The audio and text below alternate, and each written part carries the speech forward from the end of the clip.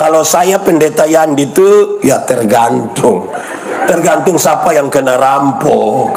Kalau dia janda muda, saya pasti tolong, saya yakin sendiri.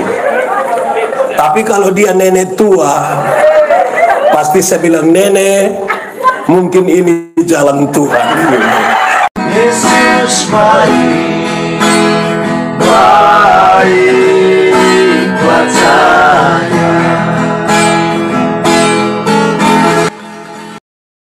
Saudara, mari kita berdoa.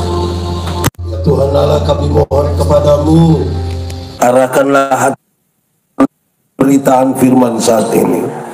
Sebab siapa kami ini Tuhan, kami orang-orang berdosa, kami terbatas dalam segala sesuatu, dan karena itu sungguh tidak mungkin bagi kami untuk mengerti firman Tuhan kecuali kalau Tuhan menolong kami. Oleh kuat kuasa Roh Kudus-Mu, kami mohon hari ini, kami sungguh-sungguh dimampukan bukan saja untuk mengerti firman Tuhan, tapi lebih dari itu kami dimampukan menjadi pelaku-pelaku firman-Mu. Berkati setiap hati yang sungguh disiapkan untuk pemberitaan ini. Kami mohon Tuhan, jauhkan semua penggoda pencobaan. Biar dalam damai sejahtera-Mu kami berfirman. Kami rindu pada firman-Mu. Berfirmanlah bagi kami Tuhan. Di dalam nama Yesus, firman yang hidup itu kami berdoa. Amin. Mari silakan duduk semuanya. Bapak Ibu Saudara-saudara, Shalom. Dalam sukacita kita di kebaktian penyegaran iman di malam yang kedua ini, masih dalam tema kasih Allah memerdekakan. Saja kita untuk merenungkan satu bagian yang sekiranya ini bagian sudah sangat biasa dengan kita. Mari kita buka Alkitab kita, Injil Lukas pasal 10 ayat 25 sampai ayat yang ke-37. Injil Lukas pasal 10 ayat 25 sampai ayat yang ke-37. Yang sudah dapat katakan amin. Amin, betul. Separuh tidak buka Alkitab juga amin. Jangan ada dusta di antara ya. Injil Lukas pasal 10 ayat 25 sampai ayat yang ke-37. Orang Samaria yang murah hati. Pada suatu kali berdirilah seorang ahli Taurat untuk mencobai Yesus, katanya, "Guru, apa yang harus kuperbuat untuk memperoleh hidup yang kekal?" Jawab Yesus kepadanya, "Apa yang tertulis dalam hukum Taurat? Apa yang kau baca di sana?" Jawab orang itu, "Kasihilah Tuhan Allahmu dengan segenap hatimu dan dengan segenap jiwamu dan dengan segenap kekuatanmu dan dengan segenap akal budimu. Dan kasihilah sesamamu manusia seperti dirimu sendiri." Kata Yesus kepadanya, "Jawabmu itu benar. Perbuatlah demikian maka engkau akan hidup."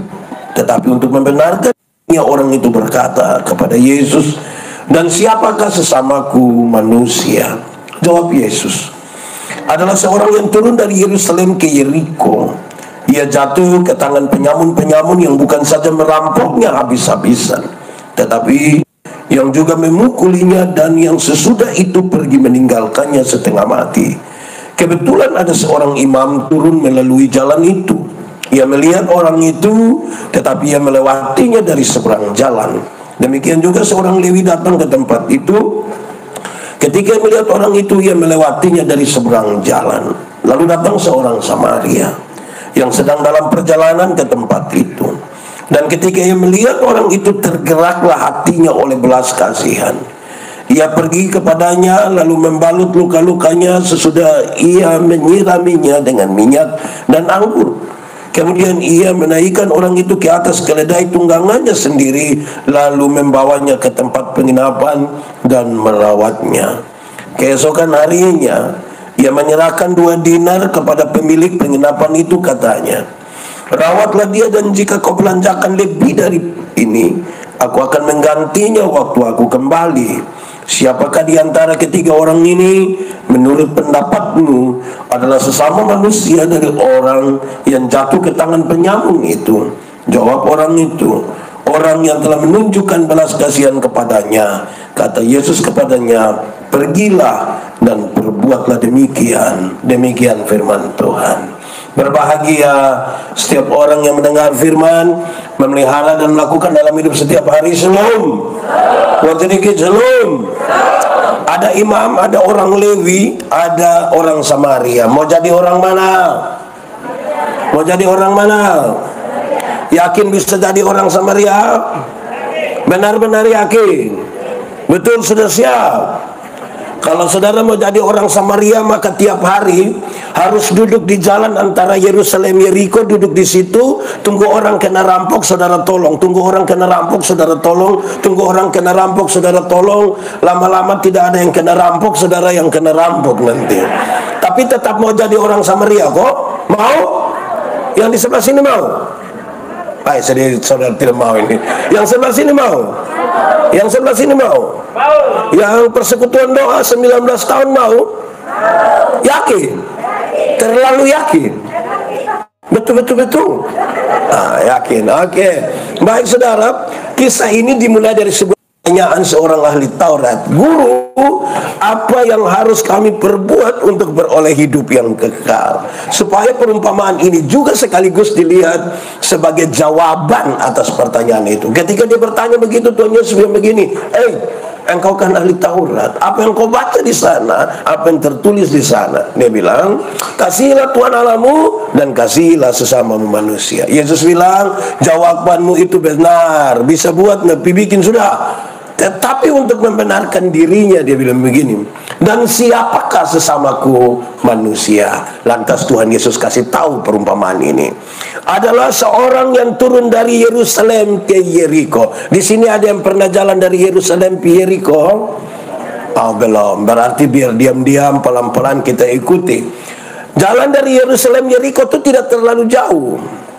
Jalannya itu kira-kira 30 km.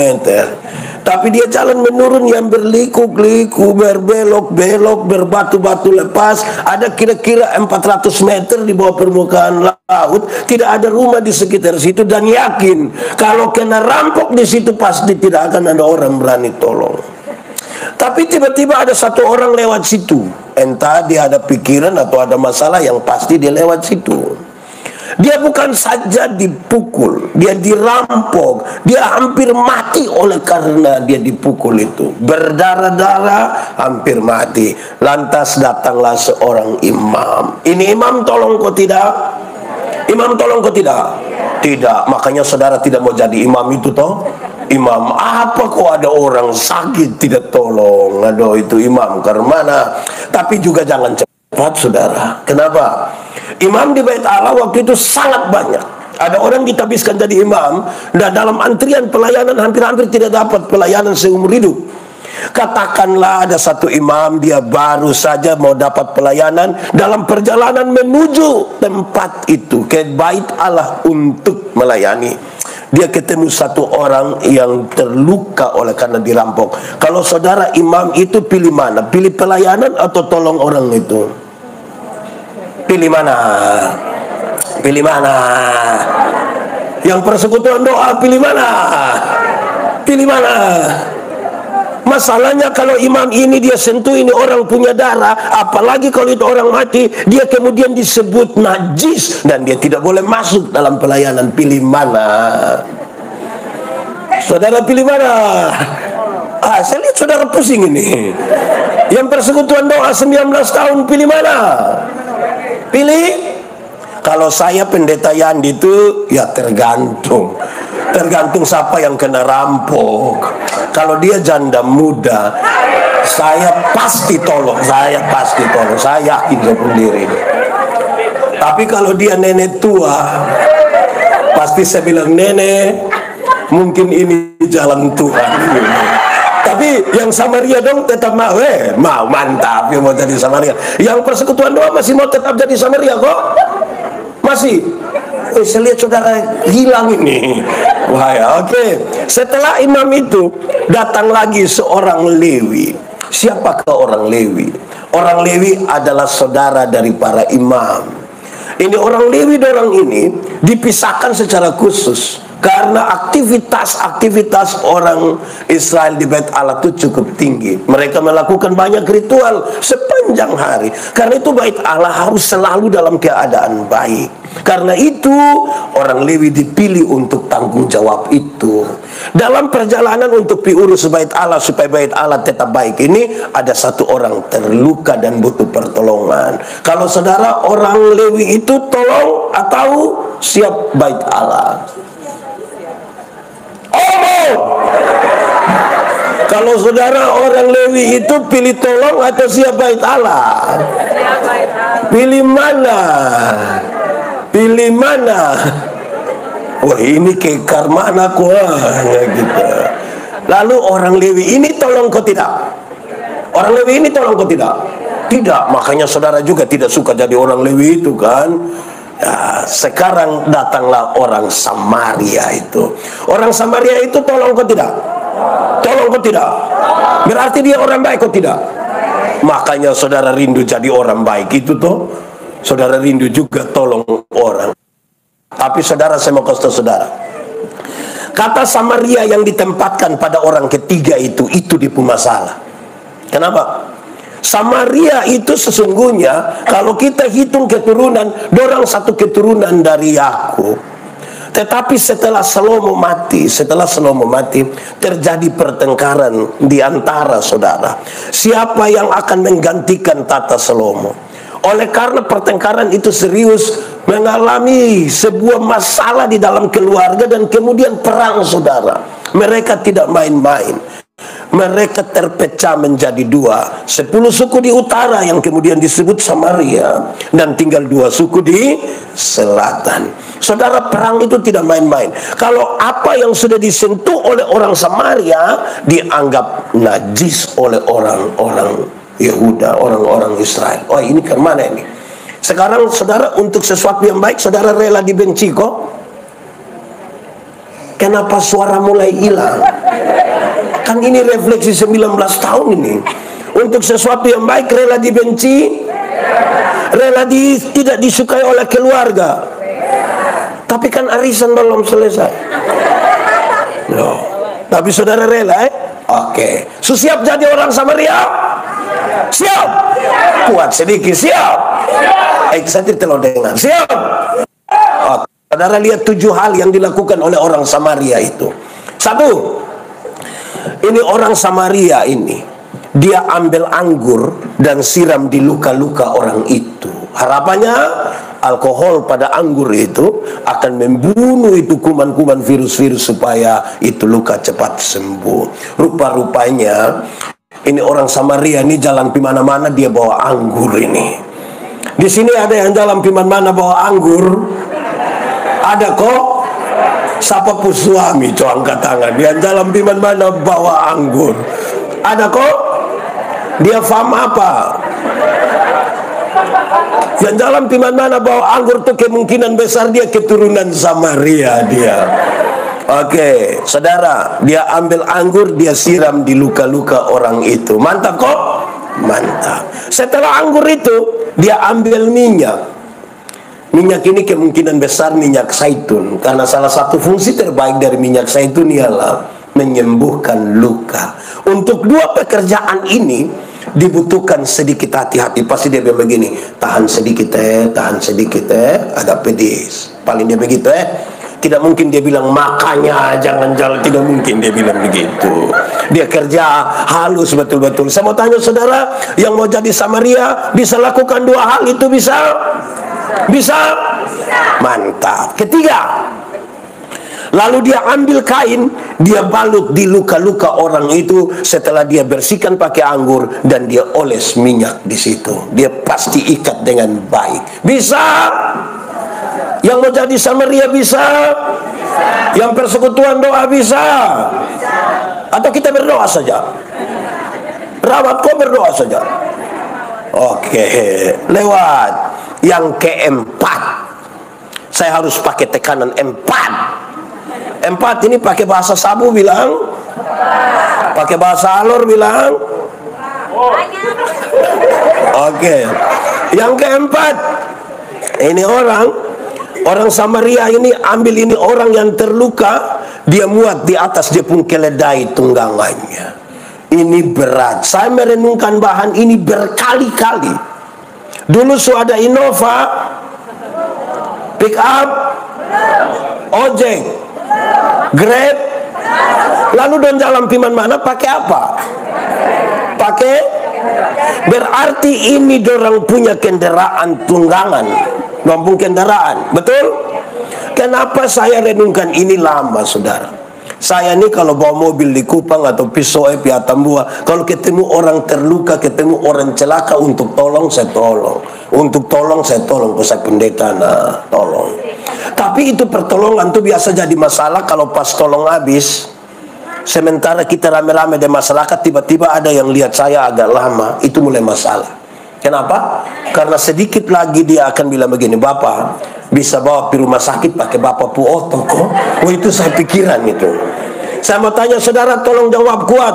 Kalau saudara ada oto, ketemu orang terluka di jalan, minta bawa di rumah sakit, saudara mau? Mau?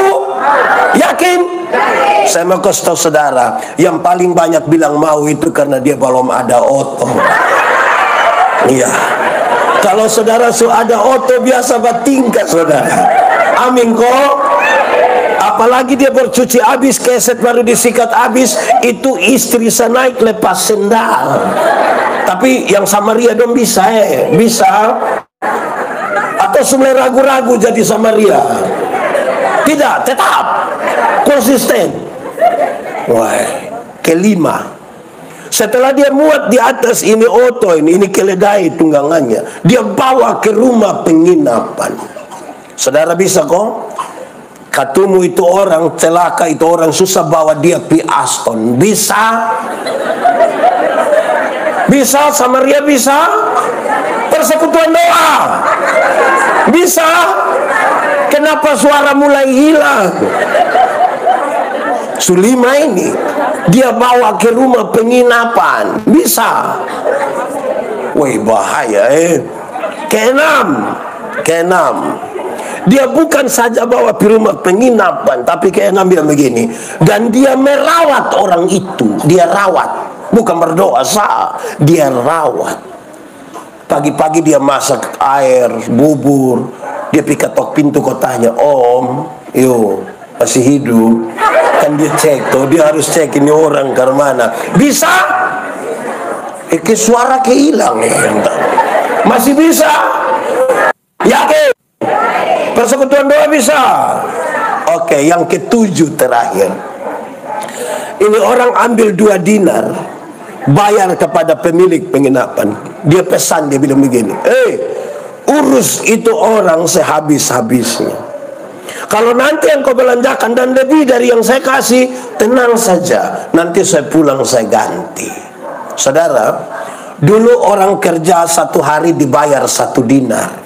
Jadi kalau dia bayar 2 dinar, berarti upah kerja selama itu kasih di orang susah. Bisa? Saya lihat ke saudara mulai menjauh ini. Uang keuntungan, uang perjalanan, uang apalah begitu untuk 2 hari. Bisa kasih orang susah? Kayak muncul mah hilang-hilang. Bisa? Betanda jangan omong sampai di uang 2 dinar yang tangguh persembahan lewat saya separuh begini 2 dinar tapi bisa tetap bisa aman kok. Oke, baik. Sekarang mari kita mulai perenungan ini. Yang tadi itu baru pengantar, belum panjang itu. Oke, kita mulai sekarang. Saudara, siapakah orang Samaria itu? Saudara mesti dengar dan catat baik-baik. Orang Samaria itu bukan saudara, bukan saya. Saudara mau rindu bagaimanapun mau jadi orang Samaria, tidak akan jadi, tidak akan. Kenapa? Karena orang Samaria itu ialah Tuhan Yesus Kristus. Orang Samaria itu siapa? Sebab kalau kita yang Samaria tolong 1 orang bisa, memulai naik 3 orang susah. Orang Samaria itu siapa? Tuhan Yesus itu turun dari Yerusalem ke Yeriko. Kalau bicara Yerusalem Yeriko dalam konteks Palestina, mereka sangat tahu Yerusalem itu kota kudus. Makanya kita menyanyi, oh Yerusalem, kota mulia, hatiku rindu kemana? Saudara tahu lagu ini? Kalau tahu pulang baru menyanyi ya. Kita dengar khotbah dulu. Ini orang Samaria. Tuhan Yesus datang dari Yerusalem, kota kudus, ke Yeriko. Konteks Palestina mereka tahu Yeriko itu kota terkutuk. Ini sebuah metafora, ini sebuah gambaran untuk mengatakan Tuhan Yesus datang dari surga yang kekal ke dalam dunia yang penuh rawa payah. Perjalanannya adalah perjalanan 30 km yang berliku-liku, berbelok-belok, berbatu-batu lepas. Kita sebut dengan Via Dolorosa. Perjalanan itu perjalanan susah sengsara. Dalam perjalanan susah sengsara itu, Tuhan Yesus yang dari Yerusalem ke Yeriko berjumpa dengan orang yang dirampok sehabis-habisnya dan dipukul hampir mati. Siapakah orang itu? Orang itu saya. Itu orang yang dirampok hampir mati dan dipukul itu saya ini. Yang dirampok itu saudara itu. Orang-orang persekutuan doa itu kita lah yang dirampok. Kita dipukul hampir mati di situ. Dalam keadaan hampir mati itu tidak ada satu orang pun bisa menolong kita, termasuk imam, termasuk orang Lewi, tidak bisa. Pertanyaannya sekarang, siapa yang merampok kita sebenarnya? Siapa yang merampok itu orang dalam perjalanan Yerusalem Yeriko? Siapa? Siapa? Kenapa lihat saya? Kira-kira siapa yang merampok Saudara, kalau saya tanya banyak orang, dan suka cepat-cepat bilang Pak Pendeta, iblis yang merampok. Saya bilang juga jangan terlalu cepat ke salah iblis lah. Kadang-kadang iblis juga tidak tahu apa-apa. Kita saya bikin seolah-olah itu iblis pun pekerjaan. Beredar di banyak grup WA atau di medsos bilang begini, satu saat iblis minta ketemu dengan Tuhan. Tuhan, yo ketemu dulu kok. Kenapa? Saya mau berhenti jadi iblis. Kok kenapa? Saya pun pekerjaan ini manusia so ambil semua itu. Kenapa lo bilang begitu? Kok ini manusia ini yang korupsi ini dorang. Itu uang korupsi juga dong tidak bagitin saya, tidak. Tapi dong bilang ini saya pun pekerjaan. Yang selingkuh itu dorang. Dong yang berjanji pi jalur 40. Dong yang janji pi mana-mana. Itu pun dong tidak bawa saya.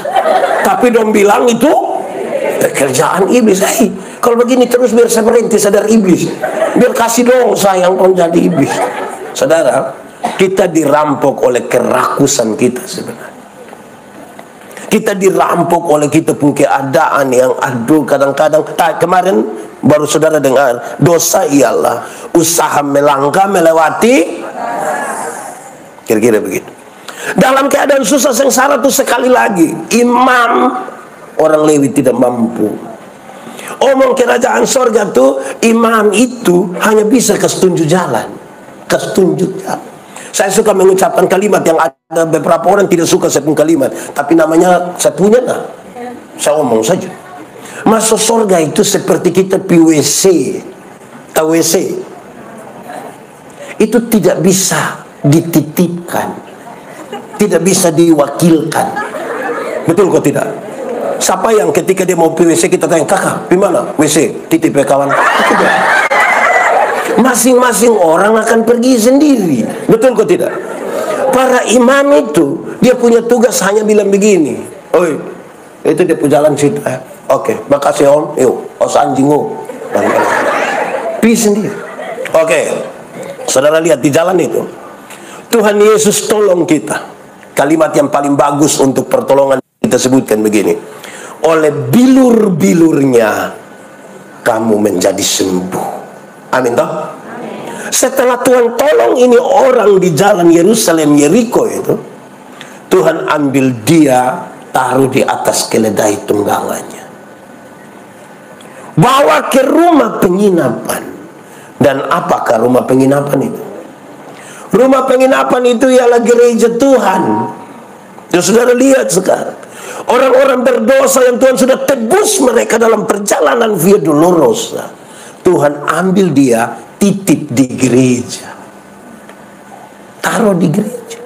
Tapi semoga saudara, ada banyak orang Tuhan sudah selamatkan, titip di gereja, dia bangun lari dari gereja. Betul, di Yarden juga ada yang 1 tahun dia gereja 2 kali ada, yang Natal 1 kali, Paskah 1 kali ada, yang dia pun nama jemaat napas ada, Natal dan karena Natal 1 kali, Paskah 1 kali, singkatan agak panjang, napas 1. Kalau sudah napas 1, tiba-tiba dia ingat Tuhan di sini ada. Saudara lihat, kadang-kadang orang persekutuan doa juga sama. Dong rajin persekutuan doa tapi pemalas pi gereja. Di Yarden ada. Di antara ini 7 persekutuan ada. Baru kemudian dong bilang, ayo pi kau lihat majelis yang begitu lebih berhenti. Lu pun pemalas bermajelis yang salah. Pernah dengar itu kalimat? Tidak boleh ada satupun alasan untuk menghalangi kita datang berjumpa dengan Tuhan dalam rumah persekutuan. Amin. Kalau sesuatu penting bagi saudara, seperti apapun kesibukan saudara, saudara akan menemukan jalan ke situ. Saya pakai contoh. Kalau sebentar atau hari Minggu pulang dari gereja lupa HP, datang cari kok tidak? Datang cari kok tidak? Kenapa datang cari? Kenapa tidak setengah koster dapat? Karena penting, karena mahal. Kita semua sampai rumah, tiba-tiba sadar lupa HP, putar kembali, telepon koster, suruh anak telepon, wih tolong lihat mama pun HP dulu. Kenapa? Mama lupa di gereja. Kok? Iya, mama duduk di mana? Pokoknya di semua bangku mama duduk. Karena penting. Betul atau tidak? Tapi coba kalau pulang dari gereja, lupa kertas gula-gula. Yang rencana mau buang di tempat sampah, tapi kan tidak jadi, kita lupa. Sampai rumah ingat datang ambil. Kenapa tidak datang ambil? Tidak penting. Oke saudara, saya mau ke saudara. Kalau sesuatu itu penting, mau sibuk kemanapun saudara menemukan jalan ke situ. Tapi kalau saudara rasa gereja itu tidak penting, mau seperti apapun lebih banyak kita temukan alasan. Di sini lebih banyak jalan atau alasan? Jalan atau alasan? Oh, di sini juga yang lebih banyak alasan. Kita pu alasan tuh kita kemas baik-baik, sebenarnya dan tapi. Bapak kenapa tidak pergi gereja? Sebenarnya sepi Bapak. Tapi kalau setapi itu dia tidak. Betul. Bapak kenapa tidak terima jadi majelis? Sebenarnya saya terima Bapak. Tapi kok setapi itu setir. Jadi sebentar pulang dari sini ketemu ame satu orang yang tidak datang di sini, terus kita tanya, ama kenapa tidak PKPI? Terus sebenarnya sudah. Saya sudah lupa maksud itu. Tidak usah lah. Saya mau tanya kita, saudara-saudara pernah dapat bantuan tunai langsung? Pernah? Di Bakunase 2 juga pernah? Biasa bagi di mana? Bagi di mana? Kantor lurah biasa jam berapa pembagian? Jam 9. Pertanyaannya sekarang, dapat bagi di kantor lurah biasa bagi jam 9. Pijam.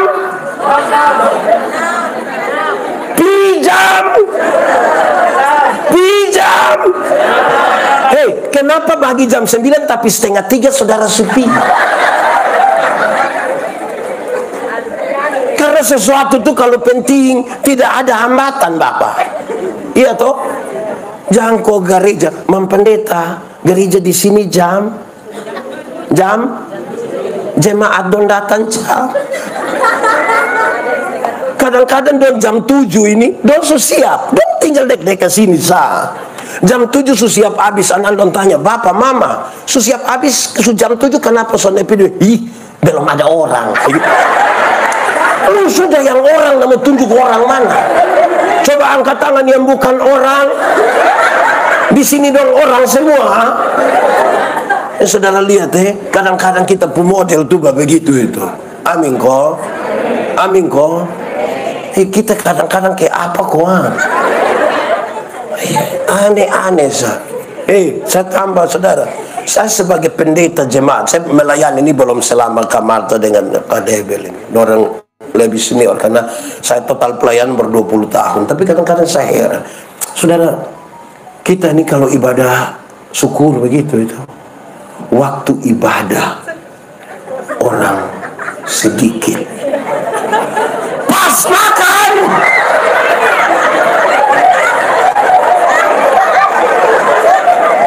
Saya ulang.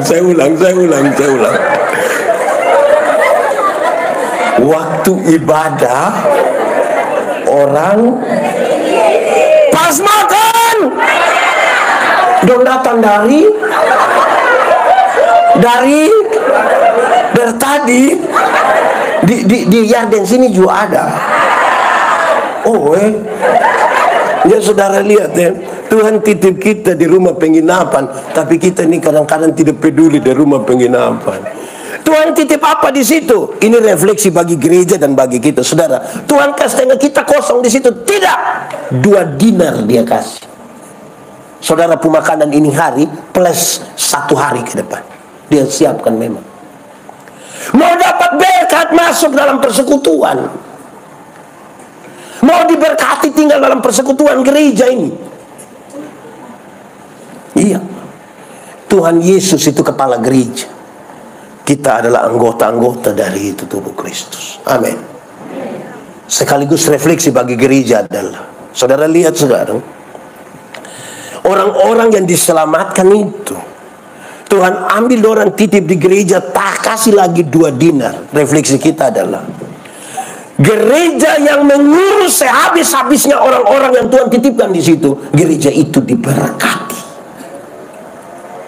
Tapi kalau gereja tidak urus itu orang-orang yang Tuhan ada titip di situ, gereja itu tidak diberkati.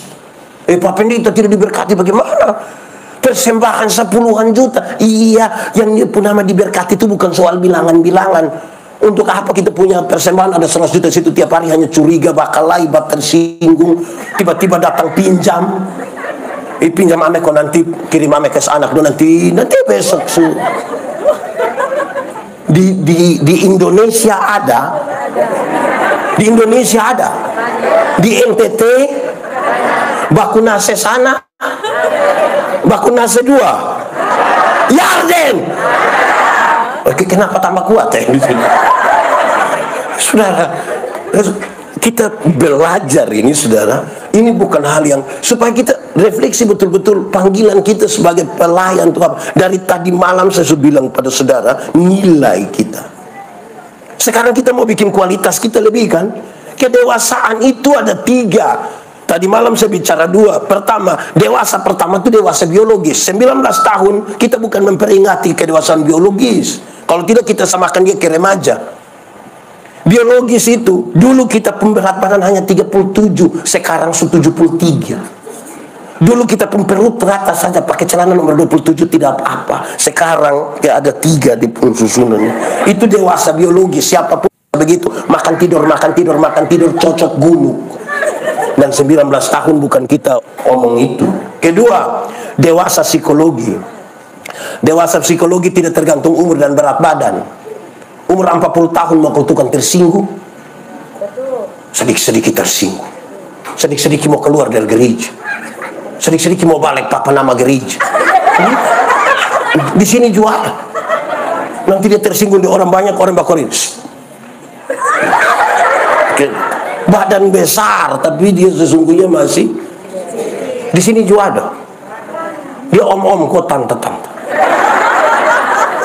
Yang ketiga saudara dengar, dewasa iman. Yang kita mau bicara tuh 2, dewasa psikologi tadi dan dewasa iman. Dewasa iman tuh kira-kira begini.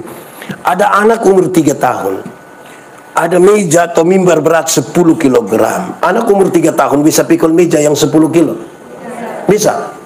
17 tahun kemudian itu anak umur 20 tahun, dia bisa pikul meja yang 10 kilo? Yang berubah anak atau meja? Itu dewasa iman, tidak akan pernah meminta beban menjadi ringan. Orang dewasa iman berdoa meminta bahu yang semakin kuat. Bagai. Karena dia tahu, kalau Tuhan izinkan ada masalah, Tuhan tahu dia punya ini. Dia tidak akan merengek-rengek, Tuhan tolong kasih ringanin beban. Lah, tidak percaya pada penyertaan Tuhan. Saudara percaya? Kalau Tuhan izinkan ada masalah, dia tahu kita pun kuat berapa, lebih dia tanggung. Sekarang saya mau tanya saudara, tolong jawab. Saudara punya masalah? Tidak usah omong. Saya lihat yang ini muka masalah semua. Masalah ialah kesenjangan antara harapan dan harapan menikah umur 28, sekarang sudah 34. Masalah begitu. Masalah. Harapan menikah dengan dia, kenyataan dia nikah dengan kita pun tetangga. Itu macam kayak mau cek dia. Di sini juga ada. Jangbat tunjuk. Berdosa nanti. Oke, saudara, ini luar biasa ya. Jadi, saudara lihat sekarang, orang dewasa iman tidak akan pernah meminta orang lain berubah. Tapi siapa yang berubah? Orang dewasa iman tidak suruh orang lain berubah, tapi siapa yang berubah? Karena apa, saudara? Tidak ada manusia bisa rubah manusia. Di Labat ada yang bisa rubah manusia? Satu-satunya yang bisa rubah manusia itu Tuhan. Kita hanya akan melaksanakan apa yang perlu kita kerjakan. Kalau paksa rubah manusia, dia munafik. Ada banyak istri bilang dia suami, "Bapak, berhenti isap rokok Dia berhenti di rumah. Pas dia keluar rumah, gas korem. Kamu juga tahu. Nanti pulang pas sampai di box itu dia berhenti tahan. Terus datang dia sengaja cuci tangan, cuci kumur-kumur lagi. Mama tuh tanya, "Bapak kenapa cuci model begitu?" Mama, virus sekarang boy. Munafik. Betul kok tidak? Di Yarden sini juga ada. Siapapun bapak, coba angkat tangan saya. Ya, manusia tidak bisa rubah manusia. Yang bisa rubah manusia itu Tuhan. Kita hanya bisa rubah kita pun diri. Kita tidak bisa melarang orang lain untuk berpikiran tentang kita. Tapi kita bisa menentukan kita pun sikap. Orang Allah bilang begini, kita tidak bisa melarang burung terbang lewat atas kita pun kepala. Yang kita jaga jangan sampai dibuang kotoran di sini. Kita tidak bisa melarang orang bikin jalan di samping kebun kita. Yang kita jaga jangan sampai dia tolak kita punya pagar, keinjak kita pun tanaman. Kita tidak bisa melarang semua perempuan dan ibu-ibu di Kota Kupang ini tidak boleh pakai celana umpan. Yang kita jaga jangan sampai dia pakai celana umpan, kita terumpan semua. Itu yang kita jaga. Jadi kita tidak bisa melarang sesuatu di luar kita. Kita yang jaga. Amin atau tidak? Itu dewasa. Orang dewasa tidak meminta orang lain berubah. Siapa yang berubah? Kadang-kadang kita gereja dan persekutuan doa ini terlalu batasimu untuk orang lain berubah. Tapi tidak rubah dia pun diri sendiri. Kadang-kadang dong tanya saya, "Pak Pendeta usir setan." Setan itu kalau dia di luar kita, dia lihat kita saja takut. Apalagi kalau pakai setan berangkat. Itu yang di luar kita. Tapi setan yang di dalam kita, kita kasih makan dia, kok dia gumuk besan. Ada banyak pendeta persekutuan doa, majelis jemaat sedikit-sedikit Mbak Pendeta, saya kalau kiri betul. Di sini ada kiri lebar kanan, ini lagu. Mbak Pendeta saya kalau baik itu lebih baik dari malaikat Bapak. Tapi saya kalau sumara Lucifer juga kalah. Itu pernah dengar itu kalimat? Sendiri omong. Saudara dengar, saya paling tidak suka ini bapak-bapak dong yang sedikit-sedikit bilang, "Saya kalau su AA, saya kalau su BB." Yang AB itu anak TK. Anak TK itu yang kalau di sini TK ada. Di mana? Oh, di itu TK. Coba sepagi pi. Itu kita lewat dong ada hafal huruf. A, B, A dibaca ba. Jadi kalau sebentar malam pulang, bab tua bilang, saya kalau su A, saya kalau su BB. Tanya bab tua, TKD. Ya, jangan. Itu jangan. supaya kita yang berubah. Amin kok. Yang persekutuan doa siap berubah. Eke suara karmana kok. Siap berubah. Aku berubah, sungguhku. Tidak tahu ini lagu. Nah, kenapa suruh saya solo? Aku berubah, sungguhku berubah, waktuku serahkan. Lagu rohani dong susah setengah mati mah. Bento itu dong. Bosan lebih berhenti. Oke, saudara, setelah kita paham di kronologi teks kira-kira begitu, sekarang saudara lihat, Tuhan Yesus lihat kepada yang bertanya tadi, ahli Taurat itu. Tuhan Yesus bilang begini, menurut pendapatmu, siapakah sesama manusia dari orang yang ditolong itu? Itu pertanyaan tuh gampang didengar, gampang dijawab. Betul kok tidak? Siapapun yang tahu itu kisah dia bisa jawab. Koma di situ selanjut. Tapi itu pertanyaan paling berat bagi itu pemimpin agama. Itu pertanyaan sulit bagi dia. Kenapa? Menjungkir balikan dia pun struktur berpikir. Orang Yahudi, mereka tahu bahwa keselamatan itu ada di dalam tangan. Keselamatan datang dari Yahudi. Anak-anak orang Yahudi umur 5 tahun hafal 10 hukum. 5 tahun. Bukan kayak kita pun dong, kau besok mau nikah bertanya bilang hukum ke-6 apa lain apa.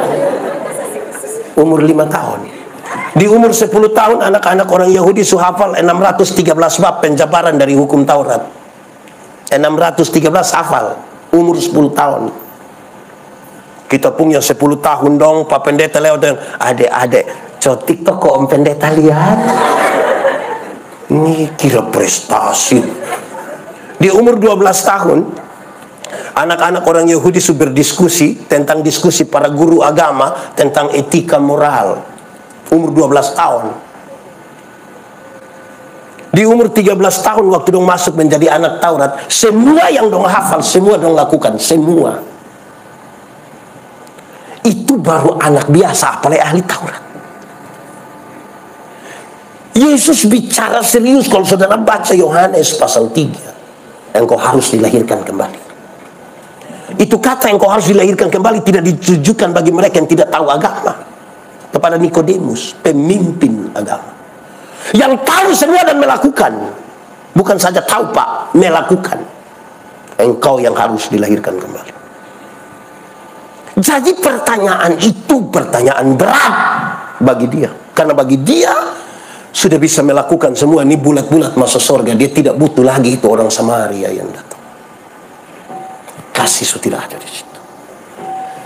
Jungkir balik Bapak. Kadang-kadang kita, saya teman-teman pekabaran Injil suka bilang begini. Dosa itu apa?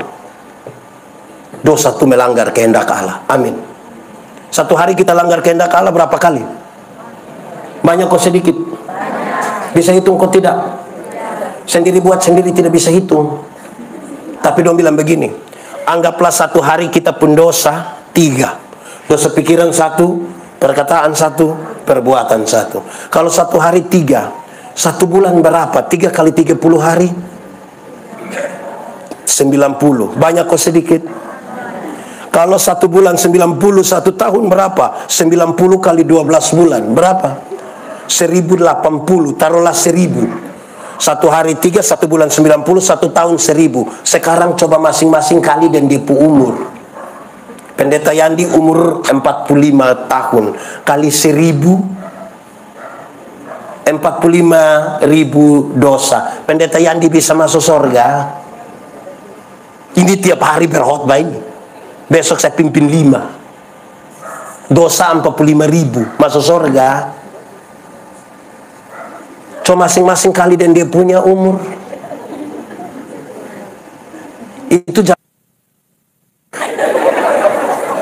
Itu baru 1 hari 3. Apalagi 1 hari tidak bisa hitung.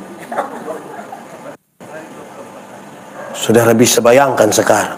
Siapa kita kalau tidak seperti kasihan? Maka berhenti sombong rohani itu, berhenti. Karena kita tahan diri, orang tidak lihat kita pun kejahatan, tapi yang tersembunyi dong botoson tahu. Amin kok. Di sini ada yang sombong rohani. Dia rasa kayak dia paling geng. Kalau kita paling geng, kasih Allah di mana? Lebih lanjut, saudara lihat sekarang. Itu pertanyaan betul-betul mau kasih tahu yang kamu yang sudah melakukan itu, kalau kamu tidak butuh lagi itu orang Samaria itu. Upah dosa ialah itu dosa banyak kok sedikit. Oh yang sedikit tidak Sudah bisa bayangkan kita nih, saya kalau renungkan ini, aduh kita dong suka pakai ini kisah lama, saudara tahu, saya hanya omong ulang Di abad ke-19 ada seorang jenderal tentara namanya Jenderal Samila. Jenderal Samila anti pemerintah, dan karena itu dia bergerilya dari hutan-hutan lawan pemerintah. Satu saat ada lapor komandan, kita pembahan makanan orang curi. Dia sangat marah. Sudah hutan lagi, persediaan sedikit, orang curi. Dia bilang pada anak buah, cari yang pencuri, tangkap dan hukum dia di hadapan umum. Biar yang lain belajar, jangan coba-coba mencuri. Kamu jangan coba-coba pulang kalau tidak bawa yang pencuri. Beberapa saat kemudian dong lapor komandan, yang pencuri kita sudah tangkap. Bagus, siap algojo semua, nanti saya pergi kalau sudah selesai. Dong siap habis, dong pilapor. Bapak semua sudah bapak. Waktu beliau datang, betapa terkejutnya dia. Kenapa? Karena yang pencuri itu dia mama kandung sendiri. Sekarang saya mau tanya, kalau Jenderal Semila hukum dia mama kandung, ini anak baik atau tidak? Ini anak baik atau tidak? Jawab!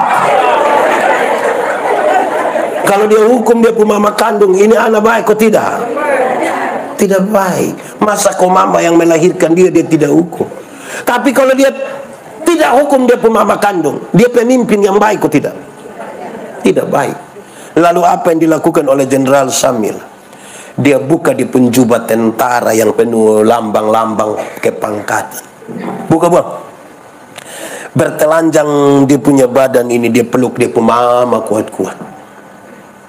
Dalam pelukan itu dia bisik satu kalimat yang saya kira cukup penting bagi dia mama. Dia bisik bilang begini, Mama, aku mengasihi engkau. Dia mama menangis sehabis-habisnya, dia peluk dia mama kuat-kuat, terus dari mulutnya sendiri dia perintah dia anak buah, cambuk. Anak buah maju dan mulai cambuk dia mama. Tapi karena Samila yang berbadan besar ini peluk dia mama kuat-kuat, tidak ada satupun cambukan yang kena dia mama. Semua kena di jenderal ini punya badan. Saya tanya saudara, ada kasih kok tidak? Ada kasih kok tidak? Ada keadilan kok tidak? Saudara lihat, kasih dan keadilan hanya bisa bertemu di dalam sebuah pengorbanan. Itu kasih. Jadi kalau hari ini masih ada orang persekutuan doa sombong rohani, dia lupa itu kasih. Kita bukan siapa-siapa. Masih ada pendeta yang sombong dan dia rasa dia lebih hebat dan lebih putih bersih dari orang lain. Kita bermasalah dengan dosa. Kita sudah tidak lagi butuh kasih itu.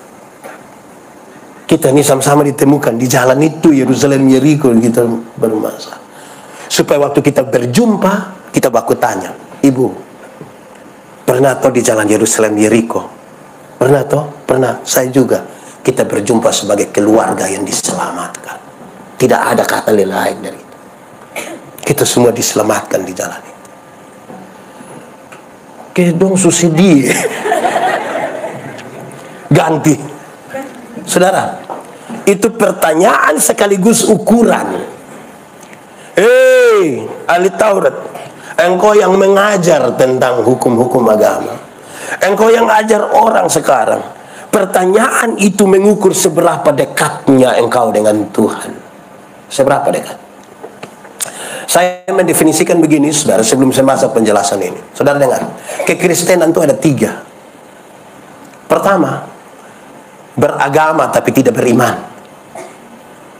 Untuk agama, dia agama mati. Agama mati pun. Itu pagi-pagi lagu rohani. Tape yang menyanyi dia tidak. Tapi sudahlah dia. Ada agama tapi tidak beriman. Ini kelas paling bawah. Kelas kedua, bertobat tapi tidak berbuah. Orang yang bertobat tapi tidak berbuah itu hidup hanya untuk masa lalu, bukan masa depan. Itu kalau dia kasih kesaksian bangun, dia langsung bilang waktu tahun 1970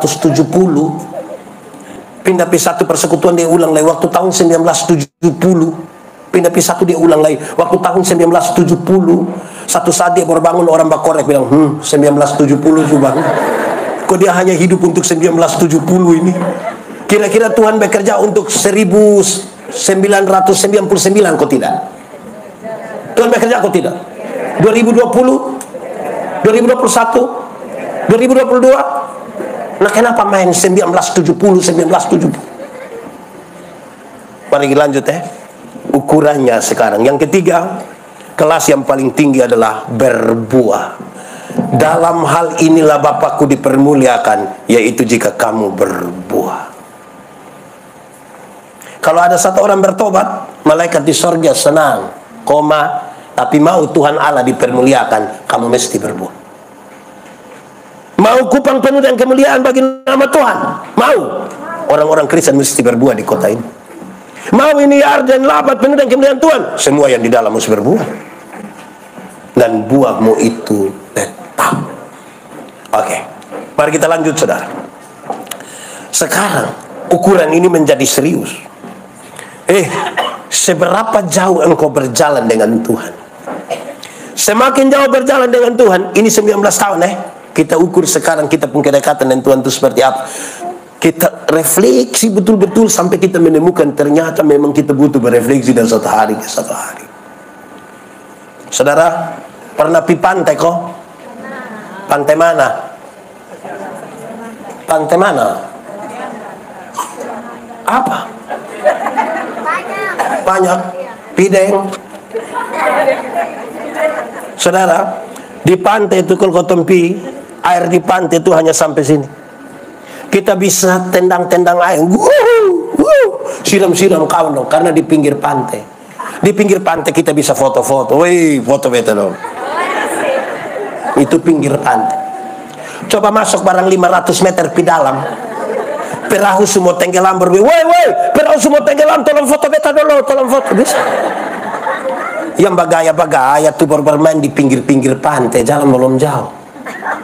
Belum jauh. Sekarang saya tanya, pernah jalan kaki? Di mana? Kalau saudara jalan kaki bisa toh? Tapi jaraknya dekat. Karena jaraknya dekat, kekuatan full ada pada kita. Orang lain kita tidak butuh, bahkan Tuhan pun kita tidak butuh. Ibu-ibu bisa pakai high heels tinggi begini, kok jalan dekat. Tidak ada rasa takut, mau berharap di sana. Lebih jauh sedikit, naik ojek. Pernah? Pernah aku tidak? Pernah. Di mana? Saudara kalau naik ojek dari sini di pasar, waktu itu anak gas motor naik kok itu situ dia gas tambah. Saya yakin yang di belakang akan korek dia bilang, Adi, pelan sedikit. Kenapa? Tanta pun dah ada tidak bisa. Tidak bisa tanta. Kok kenapa? Tanta hanya bayar 5.000 saja. Kok memangnya 5.000? Kalau 5.000 tidak pakai rem tanta. 10.000 dulu baru pakai rem. Tapi saudara tahu sekarang, semakin jauh berjalan, orang mulai ada rasa takut sedikit. Yang bagaya-bagaya itu baru bermain di pinggir-pinggir saja, jalan belum jauh. Belum. Lebih jauh lagi, naik bis. Pernah? Piatambua pernah? Sinar Gemilang pernah? Bis malam pernah? Duduk di samping supir pernah? Saudara kalau naik itu bis dong menuju Piatambua malam atau datang, itu TMF dengan camplong yang bok-bok itu hampir-hampir yang supir balon rem kita yang mau angkat kaki ke ini. Takut apa? Yang bagaya-bagaya dong bermain di pinggir-pinggir, kok itu dia rasa kayak geng-geng pinggir dalam jalan. Lebih jauh lagi, naik ferry. Pernah naik kapal ferry? Pisabu pernah? Musim timur pernah balik dari Sabu. Saudara bisa bayangkan itu. Bisa berenang 10 km sekalipun kalau tenggelam di laut Sabu jago hilang, Pak. Saya melayani di Sabu kira-kira 5 tahun. Setiap kali pulang di musim timur begini, itu kalau masih ada kapal jalan berat nih. Itu saudara tahu, tiba-tiba ada yang, kalau tahu ada pendeta di atas don datang kotanya bilang, bahwa pendeta Yandi, ya kita ibadah. Di darat tidak ibadah Bapak, di Laut Sabu kami ibadah. Yang bagaya-bagaya don jalan balom jauh. Kalau kami ibadah di Laut Sabu itu menarik. Di bagian persembahan itu kami tidak pakai tangguk persembahan, kecil, dan juga memang tidak ada. Kami pakai dos. Kenapa harus pakai dos? Karena kalau di kapal feri ibadah, apalagi pas angin timur, itu yang bawa dos itu datang sekali isi tangan begini, itu dapat berapa saya semua masuk. Itu tidak lewat otak saya, masuk. Kok di Laut Sabu beda kalau ibadah di darat, beda kok tidak? Beda kok tidak? Beda, termasuk yang tadi itu. Itu pas persembahan, yang bawa persembahan datang tuh kita isi tangan di saku begini, kayak agak lama. So agak lama mata kita putar 2-3 kali.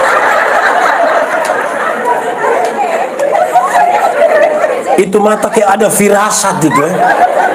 Terus dia ambil persembahan, dia isi begini, yang bawa persembahan sudah lewat, baru dia kaget. Hi, kenapa? Saya isi yang merah, nangis. Ya, yang bagaya-bagaya dong tuh baru main-main di pinggir-pinggir sebelum jauh di penjara. Lebih jauh lagi, naik pesawat. Pernah naik pesawat? Betul. Di mana? Saudara, kalau naik jangan pisau pesawat apa pisau saudara. Kalau naik pesawat jangan naik yang ATR dong, naik yang Boeing Airbus dong, terbang kira-kira 36.000 kaki. 36.000 kaki itu berarti kurang lebih 12 km di atas udara. 12 km itu pesawat belum jatuh kita sudah mati. Itu dia mati sudah. Ini langsung mati. Jago yang bagaya-bagaya ini belum jalan jauh, itu di pinggir-pinggir itu belum jauh. Saudara, di 12 km itu kan itu seatbelt bisa dilepas, sabut pengaman bisa dilepas, bisa jalan-jalan sedikit di belakang, tidak rencana kencing sengaja di belakang ke orang bilang berangkat. Pas saudara jalan begitu tiba-tiba lampu seatbeltnya menyala dan ada suara bilang begini, berhubung karena kita terbang dalam situasi cuaca yang buruk, karena itu kami minta kepada para penumpang segera kembali ke tempat duduk dan seterusnya. Saya mau tanya, waktu pengumuman begitu ada yang berani protes? Silakan kembali ke tempat duduk. Mau kembali ke buat apa? Berani. Jago hilang Bapak. Itu balik dengan itu rencana mau kencing tunda. Itu kita duduk begitu, sampai duduk ada anak kecil 1.000 di sebelah kita, korek dia, Adi, doa. Yang bagaya-bagaya dong, ini jalan belum jauh ini, di pinggir-pinggir pantai ini belum jauh. Saudara, di ketinggian 12 km itu kecepatan pesawat kira-kira 900 km per jam. Kalau 900 km per jam itu berarti Rossi juga kalah. Kalau Rossi kalah, apalagi anak ojek dong di sini, lebih kalah. Di kecepatan itu saudara, di kecepatan 900 km per jam itu, di kecepatan 900 km per jam itu saudara, pesawat tabrak awan, kan pesawat guncang toh. Nah, itu menarik. Waktu dia tabrak awan, pesawat guncang, semua langsung Yesus. Kalau di darat kaget memaki, saya belum pernah dengar orang memaki di atas pesawat, belum pernah. Di sekitar sini ada yang tukang memaki, ada. Kumpul kas dia uang, beli tiket, suruh berangkat. Pas yang musim hujan angin bersedia terbang, itu pulang satu persekutuan doa di depan rumah. Yang tukang bamaki domba rinti sudah. Di sini ada tukang bamaki kok. Mama-mama kok, papa-papa. Berhenti sudah, berhenti.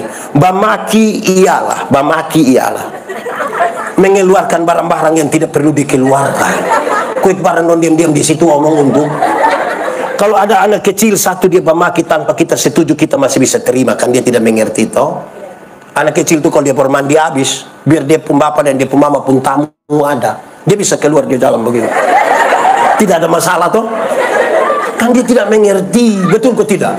Betul. Tapi coba dia pun bapak coba. Coba dia pun bapak mandi habis, ibu-ibu dong ada latihan paduan suara juga. Bapak tua keluar, bapak tua bilang, "Hai Besti."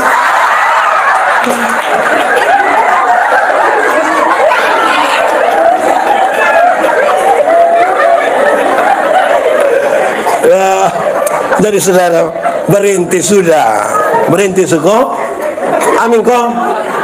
Nah saudara, di bagian paling terakhir supaya kita tahu, kita sudah bisa ukur seberapa jauh kita berjalan bersama Tuhan.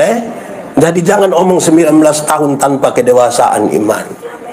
Jangan bicara 19 tahun tanpa kedekatan kita dengan Tuhan. Jangan. Kalau tidak kita hanya aktivis. Mari kita berefleksi. Saya berefleksi, saudara berefleksi. Ada satu keluarga kecil di Amerika.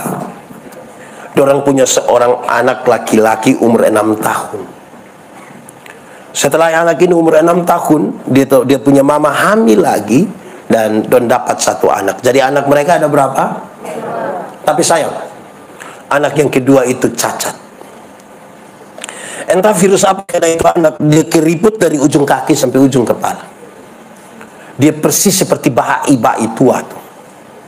Dokter panggil dia pun bapak mama, dokter bilang begini, "Pak, ibu, ini pada ibu pun anak, tapi saya harus kasih tahu, ini anak cacat." Dia keriput seperti orang tua dan menurut medik dia hidup paling lama 4 tahun. Dia pun bapak mama bilang begini, bagaimanapun ini kita pun anak, kita harus buat yang terbaik buat dia. Dia pun bapak lakukan yang terbaik, dia pun mama lakukan yang terbaik. Ini anak kira-kira umur 1 tahun, dia pun mama bilang kepada dia pun kakak, "Kak, ini ada kereta dorong. Coba kak muat kak pu adik, bawa dia di perumahan di kompleks ini. Biar dia lihat sedikit ini cahaya matahari, ada udara baru." Ini anak semangat sekali. Pas dia bawa keluar begini, dia pun teman-teman tanya, "Woi, bos apa?" "Saya pu adik." "Boleh kami lihat?" "Boleh." Dia pun teman-teman lari datang. Pas mau lihat, mereka kaget tuh, ini anak punya keadaan. Ini pu adik." "Iya." "Kenapa dia model begini? Kenapa dia keriput begini? Kenapa? Rupa-rupanya itu kenapa? Melukai dia punya kakak. Waktu dia pun kakak terluka, dia pun kakak bawa ini anak di satu kali kering. Di Amerika tuh juga ada kali kering sana. Dia buang itu anak di situ. Bukan saja buang, dia marah-marah itu anak. Gara-gara dulu saya pun teman olok saya gara-gara. Ini dia pun adik nih coba mau merangkak berdiri, dia tendang dia pun adik. Lebih lu mati. Jangan tunggu 4 tahun mati sekarang lebih baik. Dia lakukan setiap hari, setiap minggu, setiap bulan, setiap tahun tanpa diketahui oleh siapapun. Sampai satu hari ketika orang duduk di meja makan, dia pun mama bilang kepada anak yang cacat itu, "Adik, nanti mama bagi makan kasih adik." Ini anak yang cacat yang begini, "Jangan ma, jangan." "Loh, kenapa jangan?" Ini anak waktu dia bilang jangan, dia langsung berdiri. Bukan saja berdiri, tapi dia coba jalan sampai dia ambil makanan sendiri. Dia mama sangat kaget. Dalam keadaan itu, dalam kaget yang luar biasa itu, saudara, dia kasih tahu dia pun suami, "Bapak, kita pun anak bisa jalan." Dia pun bapak bilang begini, "Kasih tahu tetangga dong semua, besok kita bikin syukuran." Waktu dia bikin syukuran, dia pun istri bangun dia begini, "Bapak ibu semua, kami undang bapak ibu datang ke sini karena Tuhan buat perkara di dalam rumah kami. Anak kami yang bungsu, yang cacat, yang dokter bilang dia hanya 4 tahun, tapi justru sekarang dia sembuh. Kami tidak bisa berkata lain selain puji nama Tuhan." Setelah kalimat-kalimat itu, dia pun mama lanjutkan dengan kalimat ini, dengar baik-baik. Dia mama bilang begini, Tuhan telah pakai dia punya kakak laki-laki yang penuh kasih sayang, telah mengajar dia adik untuk berdiri dan jalan. Saya ulang, Tuhan telah pakai dia punya kakak laki-laki yang penuh kasih sayang, telah mengajar dia punya adik untuk jalan. Saya mau tanya, dia pun kakak penuh kasih sayang? Dia pun kakak penuh kasih sayang? Dia pun kakak Johera penuh kasih sayang. Hei, kadang-kadang kita rasa sendiri. Kadang-kadang kita lihat kok Tuhan di mana? Apa memang kita sendiri? Kadang-kadang kita bilang, Tuhan kenapa itu orang yang tidak pernah berdoa kok dia hidup lebih enak? Apa memang sendiri? Tidak. Tuhan ada dekat denganmu dan dia sementara melatihmu untuk bisa berjalan. Seperti burung nasar melatih anaknya untuk bisa apa? Sesekali dia lepaskan, tapi dibiarkan jatuh. Itu refleksi. Dengan Tuhan kita tidak pernah selesai, saudara. Kalau ada satu orang mengatakan dia sudah selesai dengan Tuhan, itu kebohongan paling besar dalam hidup. Makanya dari kemarin saya bilang berhenti sombong iman, berhenti semua, kan kita tidak akan selesai. Ada kebiasaan, saya tambah satu boleh kok? Ada satu kebiasaan di desa-desa kecil di pedalaman Afrika. Kalau anak-anaknya mulai remaja, beranjak dewasa, orang kampung suka melakukan prosesi ini. Ikat itu anak, dia punya mata, bawa masuk dia ke tengah hutan, kasih tinggal 1 malam. Kalau besok pagi itu anak bisa keluar dengan selamat, baru boleh dia disebut pemuda. Ada satu anak menuju dewasa. Orang kampung ikat dia punya mata dan bawa dia ke tengah-tengah hutan Afrika yang lebat itu. Mereka taruh dia di bawah satu pohon besar, kira-kira jam 7 malam. Mereka kasih tinggal dia dalam keadaan mata terikat dan kasih hilang jejak semua. Setelah orang-orang kampung sudah pulang, ini anak coba-coba buka dia punya ikatan mata. Gelap sekali, dingin, lapar. Tapi itu belum seberapa. Gelap, dingin, lapar belum seberapa. Dia penuh ketakutan. Ini di dalam hutan Afrika yang sangat pekat ini. Binatang pasti banyak. Ada nyamuk. Hutan besar begitu masa tidak ada nyamuk Ada cicak. Ada ular. Ada singa. Dia harap-harap cemas kapan matahari pagi terbit dan dia bisa keluar. Itu pun dia belum mampu untuk berpikirkan, karena siapa tahu pas dia hari baru kok matahari pun muncul, tiba-tiba singa bilang, oh, dia juga takut. Dia duduk diam, sekarang sudah lapar lagi, kedinginan, sudah semakin subuh. Dia rasa ada sesuatu bergerak dari dia pun belakang menuju dia. Dalam hati mati sudah. Ini gerakan makin dekat, dan dia sangat ketakutan. Apa yang akan terjadi bagi dia sudah tidak tahu.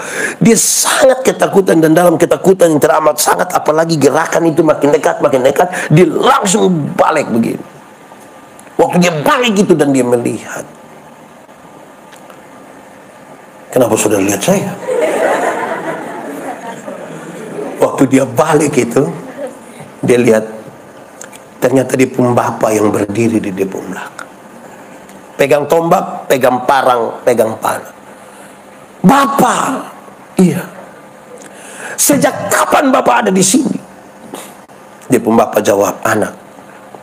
Bahkan sebelum orang-orang kampung bawa engkau datang ke sini, bapak sudah ada di sini. Dipeluk dia pun bapak dan dia menangis. Bapak, kenapa Bapak mau lakukan itu buat saya? Saya juga kan bukan anak yang terlalu setia kepada Bapak pun mau. Kenapa Bapak mau lakukan itu? Dia pun Bapak peluk dia, sapu-sapu di kepala dia pun Bapak, anak. Bapak mana yang mau mendengar kabar celaka dari anak-anaknya? Bapak mana yang dia mau biarkan dia pun anak dimakan oleh binatang buas? Bapak mana? Saudara jangan pernah merasa bahwa Tuhan terlalu jauh dengan saudara. Doamu para pendoa harus doa yang akrab sekali, sedekat Bapak itu dengan anaknya. Doa itu relasi, bukan kata-kata. Sekali lagi, doa itu relasi, bukan kata-kata. Kadang-kadang kita terlalu sibuk dengan kata-kata sampai lupa membangun relasi. Makanya ada orang yang cerewet, mamati, kalau kita bilang, ama sebentar ama doa makan dulu sembarang.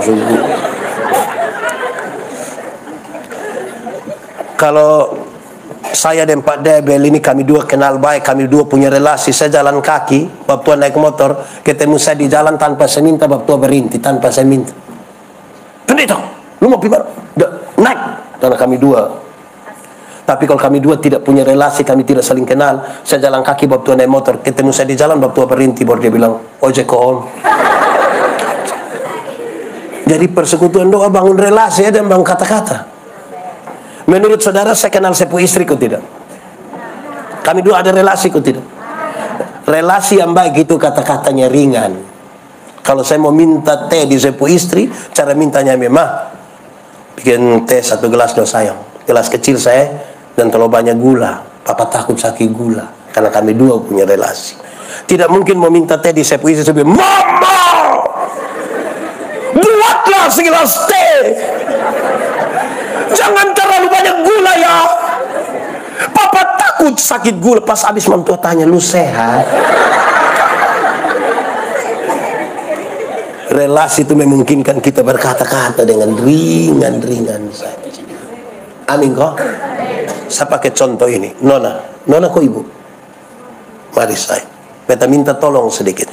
Supaya kalau kita ini kan pendoa semua toh. Kita baku kasih tahu tidak apa-apa toh. Mari saya. Sebentar, waktu Nona mau pulang, Nona mau minta numpang di sepu mobil, di bepo oto, omonglah pakai bahasa yang paling ringan. Nona mau minta tolong pulang sama-sama naik ke beta oto. Nona pun cara omong ke mana? Silakan.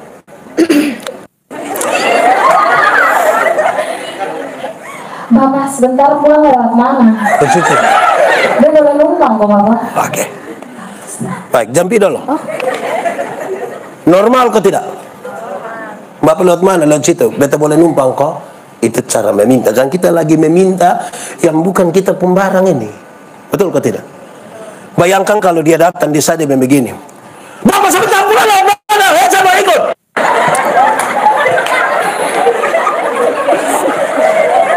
Yang bagus tuh yang saya omong atau yang dia omong? Yang Nona atau yang Pak? Kenapa Nona pun yang baik? Karena kita lagi meminta sesuatu kepada seseorang yang kita anggap dia lebih sedikit. Dan kita tidak punya itu barang. Jaga dong etika sedikit.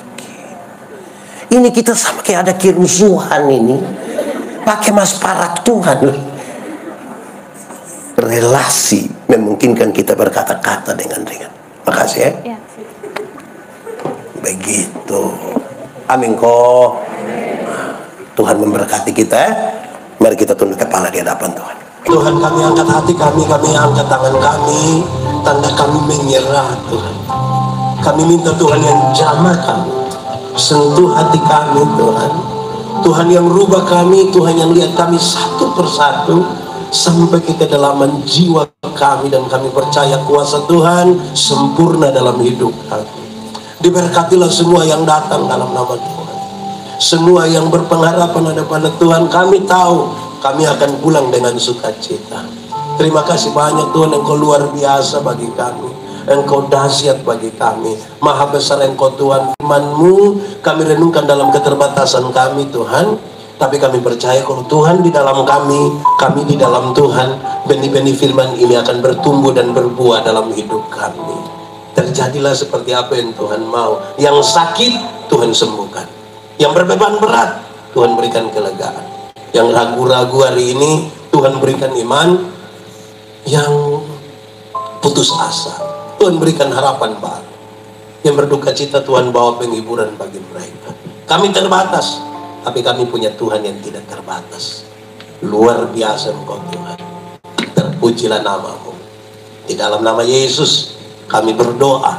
Yang percaya sama-sama kita katakan, Yesus baik, baik.